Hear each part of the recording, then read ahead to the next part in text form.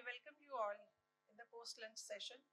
And Dr. Amin has set the stage very beautifully for me to start and I am taking up one portion of his talk, the presentation, that will be in a detail. So if I am wrong anywhere, because I am not a neonatologist, I am obstetrician. So from my point of view, I try to optimize blood glucose levels in all of my patients, maybe diabetic or non-diabetic, and I check it frequently. And personally, I advise them about their diet because I think they follow me more than what my staff or what my dietitians tells them. Because I tell them this was my experience in my pregnancy. I did this and I saw the outcome like this.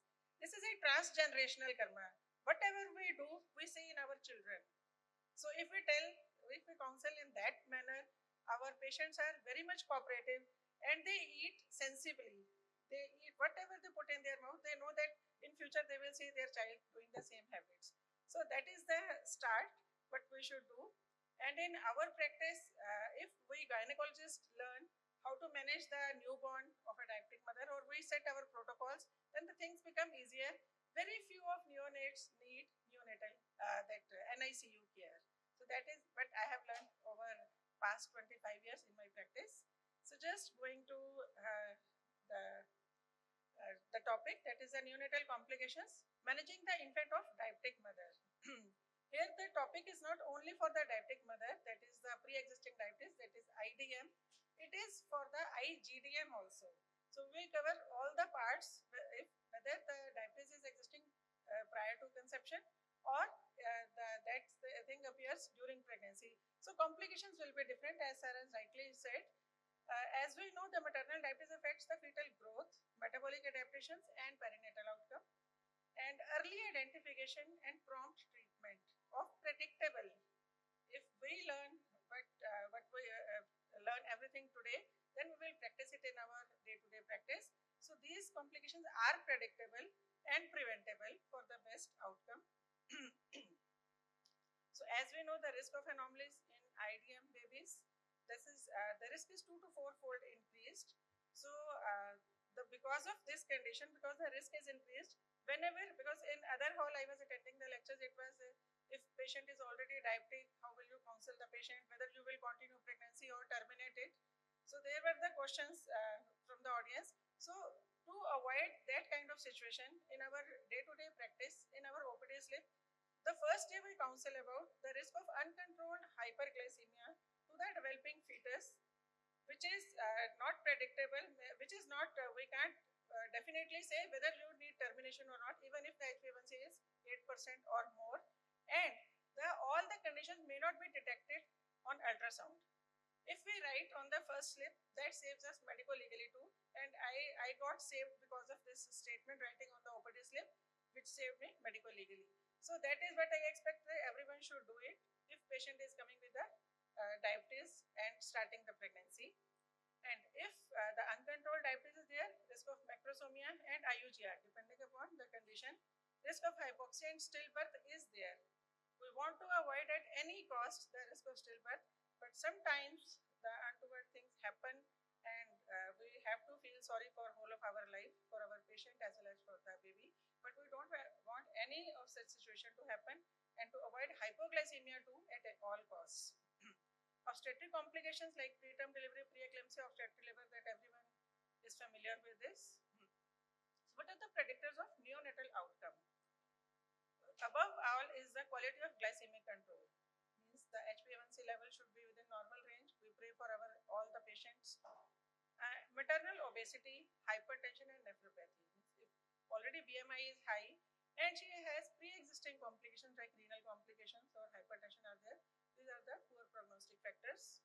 And during pregnancy, if she develops polyhydramnios, even simple hydramnios, even liquor is increased but within normal range, that is also a risk factor for preterm delivery, preterm leaking and delivery, preterm delivery per se, and preeclampsia. As we know, GDM and PIH, these are the dual disaster for pregnancy. And these behave like twin sisters. If one comes, the other is going to come with that.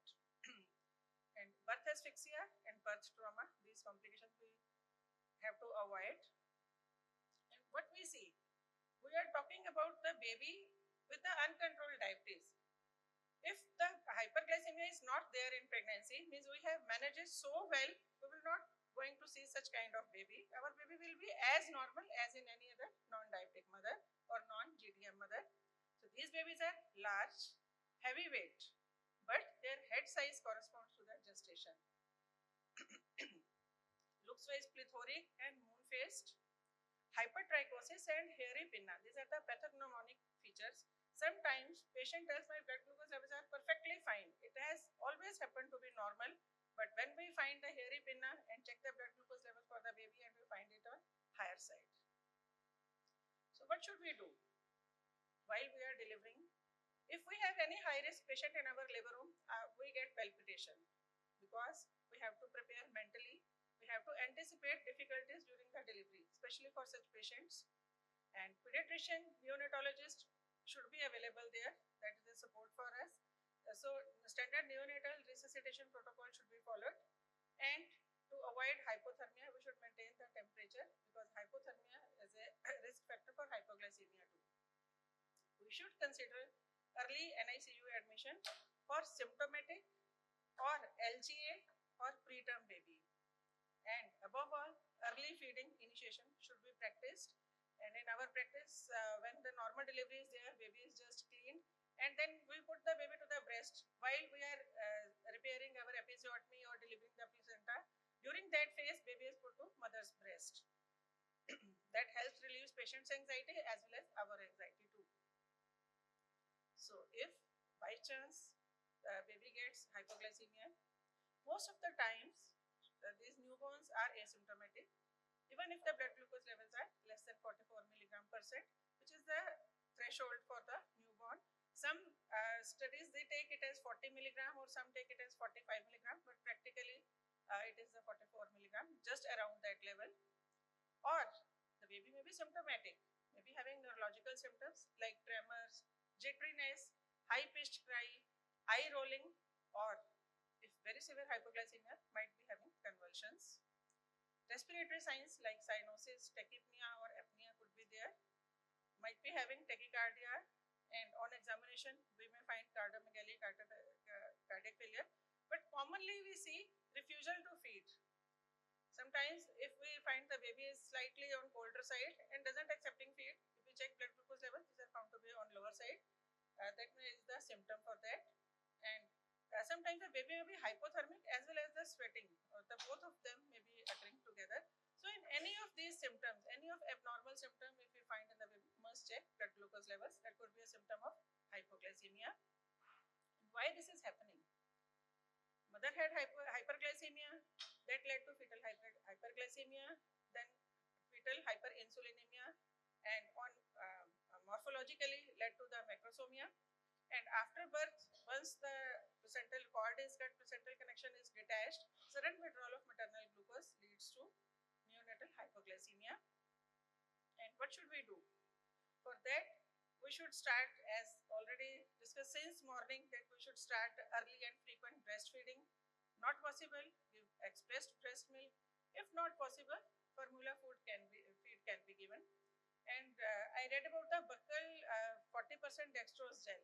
We should try the breast milk first of all, and other first three options. If not possible, not able to give, and we don't want to start IV glucose, then we can try this gel. If baby is asymptomatic, blood glucose levels in 20 to 40 milligram, and baby is accepting feeds, blood glucose is maintained after 40 milligram, the level has increased and baby is accepting, then it's okay. We continue with the oral feeds, 1 to 2 hourly, that is to be given. Maybe the 1 hourly feed need to be continued for 24 hours if baby is accepting and active. And we should check if it doesn't achieve the target level of more than 40 milligram, or it remains less than 30 milligram, then we may consider, and baby is lethargic too, then we may need to start IV dextrose. And blood glucose monitoring should be started at 2 hours, then can be repeated 2 hourly or 2, 6, 12, 24, 48 and 72 hours. But for the neonatal hypoglycemia and these symptoms, usually this is early to appear and resolve. If there is no other metabolic problem with the baby or no other risk risk factor. Means like if baby has seizure, that may be having, because of seizure baby may be hypoglycemic, or respiratory distress is there, or sepsis is there, because of that hypoglycemia might be occurring. If all other risk factors are not there, that is just because of GDM, DM, hypoglycemia is there, because of hyperinsulinemia it is there, then it will recover. Usually it recovers within 24 hours. Then we don't need to monitor blood glucose levels from 48 to 72 hours. And above all, once we check blood glucose, please mention it with time and the patient's records, the neonatal records. Just mention the time when we have done it and what is the value. In one of my cases, one baby had uprolling of eyeballs, means baby was not focusing, and the neonatologist said that baby had hypoglycemia. But we said there was no symptom of hypoglycemia and blood glucose levels were regularly monitored. These were in normal range. And later on, after 2-3 months, the baby started focusing and the vision improved. Then we got saved and relieved. So these things are important for obstetricians also to keep the records of their monitoring. Why we are concerned about hypoglycemia? As this is the most common metabolic complication of infant, and we can prevent it and manage it optimally. And if the hypoglycemia is severe, recurrent, prolonged, or undetected episodes are there, then there is a risk of permanent neurological damage. This neurological injury is there and the sequelae remain with it. So that is the worst part of thing. That is why we should be focused and more concerned about preventing as well as managing hypoglycemia optimally. But we shouldn't try to make it hyperglycemia too. So the pattern is, this is seen in child study in which they presented a dose-dependent increase of poor executive function and visual motor function was seen with the hypoglycemia.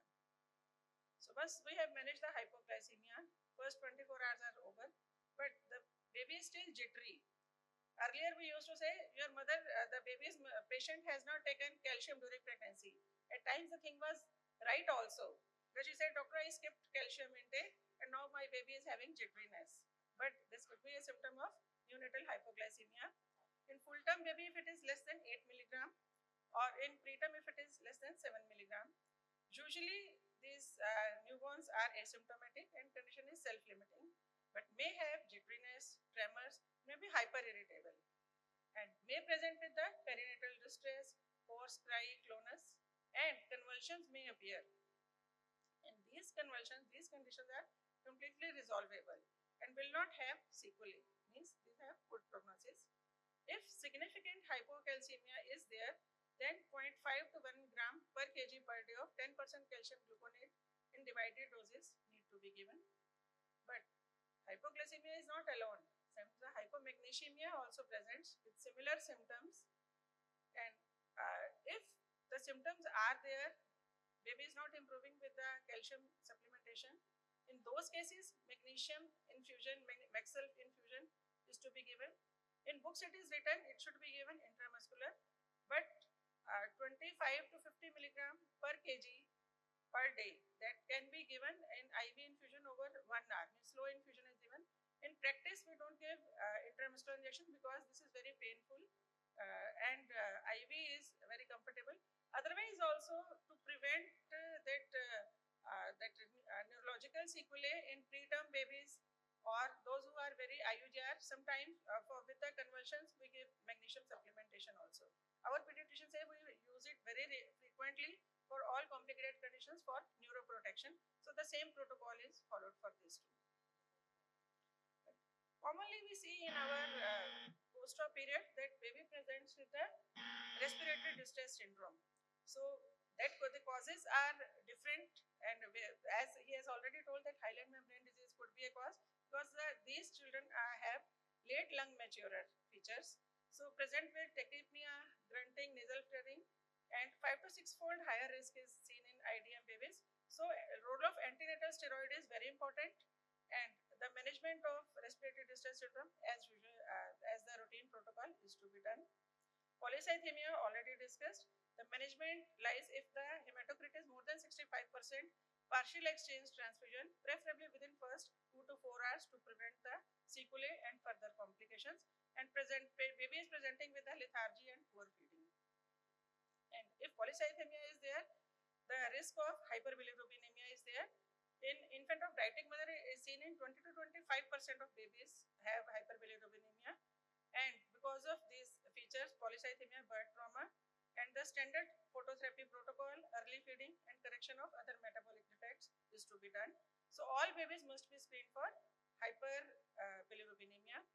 Cardiomyopathy needs usually resolves, so counseling is important, but if needed, echo evaluation is to be done. Temperature regulation already discussed. And for macrosomia and birth trauma, if clinically diagnosed macrosomia and in India babies more than 4 kg, we prefer cesarean. But otherwise, we should know all the procedure for management of macrosomia. But in type 1 diabetes or poorly controlled diabetes, SGA and IUGR, these are very common, and management, as he has told already, we have discussed about it. And we should consider role of aspirin in prevention of placental syndrome. So in those patients, we can start aspirin as early as first trimester in the dose of 75 milligram OD, because that helps in resolving the placental pathology. If there is persistent hypoglycemia, respiratory distress, anomalies or sepsis is there, in those conditions, we refer the baby for the neonatal NICU admission. Long-term outcomes already discussed. And what we can do, we should counsel our patients in detail about baby care. And we have seen the weaning, they add just salt and sugar when they start weaning their baby. So say strictly no during the first year of their life, and baby's regular checkup and growth assessment is important. So optimal maternal glucose control in peri-conception period reduces complications. Counseling and regular fetal monitoring and planned delivery help us a lot. We pray to God our babies must not be affected by mother's glycemic status, as this is our duty for our future generations. Thank you. Thank you so much.